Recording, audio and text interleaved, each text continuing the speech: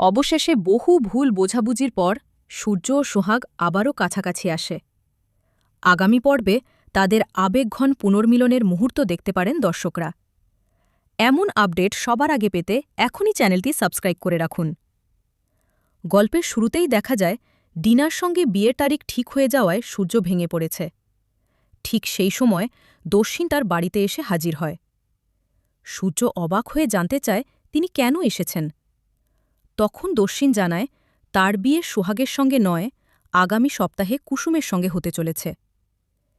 এই কথা শুনে সূর্যের ভুল ভেঙে যায়।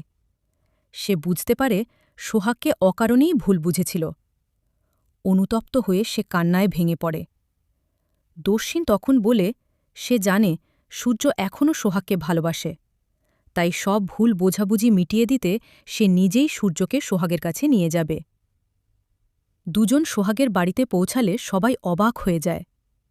সূর্য সোহাগের সামনে গিয়ে নিজের ভুল স্বীকার করে এবং আরেকটি সুযোগ চায়।